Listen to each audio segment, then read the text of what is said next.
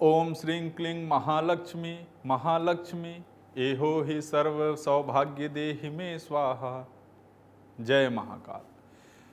भगवान रुद्र आप सभी को ब्रह्मपद, विष्णुपद और देवेंद्र पद यानी कि तीनों लोकों का अधिपत्य प्रदान करे। तीन ही तो स्वर्ग होते हैं, तीनों दे दे आपको। इसी कामना के साथ मैं आनंदाचार्य आप सभी के 5 दिवसीय दीपोत्सव के इस विशेष कार्यक्रम में स्वागत करता हूं, अभिनंदन करता हूं। दर्शकों, देश भर में 5 दिवसीय महालक्ष्मी महोत्सव का प्रारंभ हो चुका है। श्री महालक्ष्मी महोत्सव के 5 दिनों में धनत्रयोदशी अर्थात धनतेरस रूप, चतुर्दशी अर्थात श्री मंगल सुरक्षा साधना, दीपावली अर्थात श्री अष्ट महालक्ष्मी महासाधना का विधान है।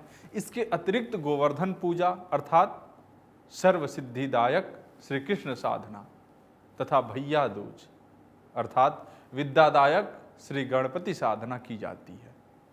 इन तिथियों और साधनाओं का मानव जीवन में क्या महत्व है,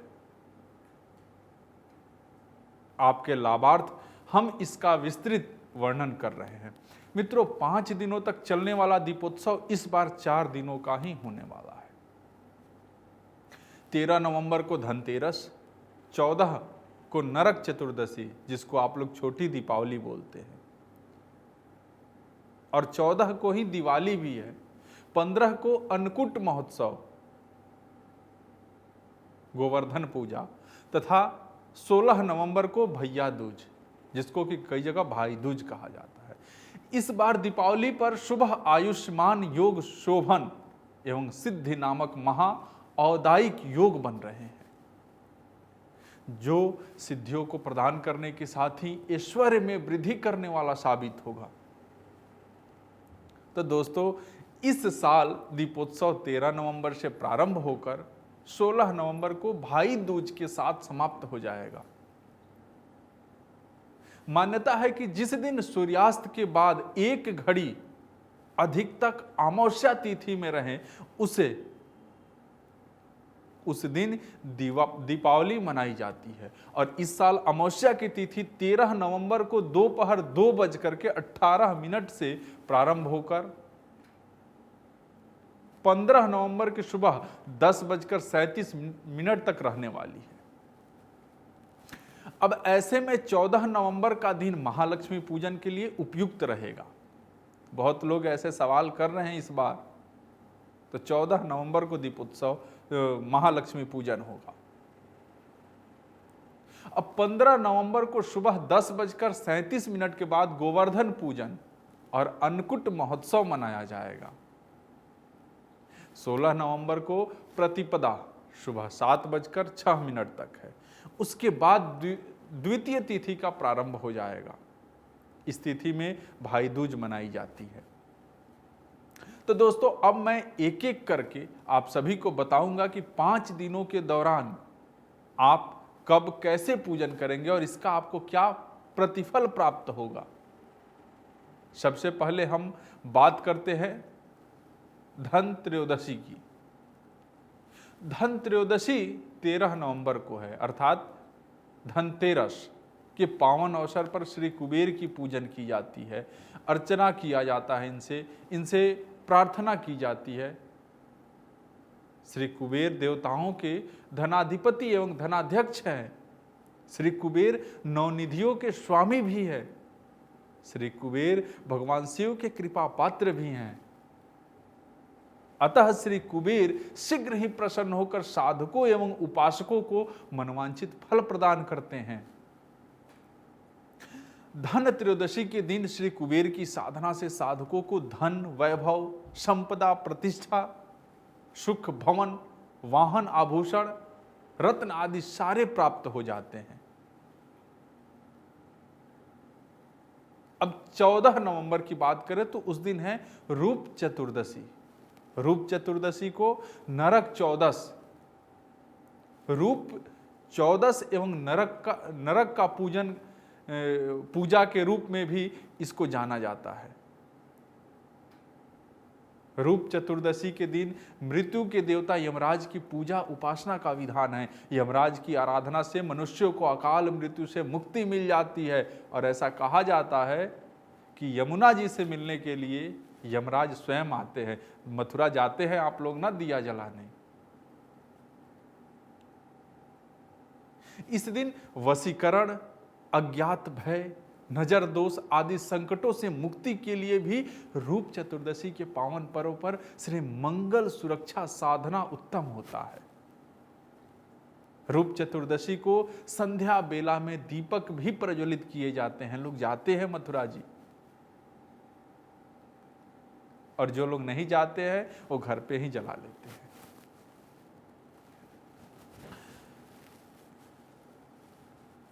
चौदह नवंबर को ही दीपावली है। मानव जीवन के प्रत्येक क्षेत्र में मां लक्ष्मी का प्रभाव समाहित है। मां लक्ष्मी धन, यश, कीर्ति, प्रसिद्धि, उन्नति, सौभाग्य और सुंदरता प्रदायिनी है। मां लक्ष्मी के स्वरूपों की गणना करना असंभव है, परंतु मुख्यतः 8 प्रकार की लक्ष्मी धन होती हैं, जिनमें धन लक्ष्मी, यश लक्ष्मी, आयु लक्ष्मी, स्थिर लक्ष्मी, गृह लक्ष्मी, संतान लक्ष्मी, भवन लक्ष्मी एवं वाहन लक्ष्मी का महत्व सर्वाधिक है। ये 8 जो लक्ष्मियां हैं, किसके जीवन में इसकी जरूरत नहीं है, एक बार देख लीजिए। दीपावली की महानिशा रात्रि पर श्री अष्टमी महासाधना संपन्न कर अष्ट लक्ष्मी का पूर्ण आशीर्वाद प्राप्त किया जाता है। इसी समय लोग श्री सूक्त, लक्ष्मी सूक्त, कनक धारा, ये जितने भी स्रोत है ना, इसका जाप करते हैं लोग।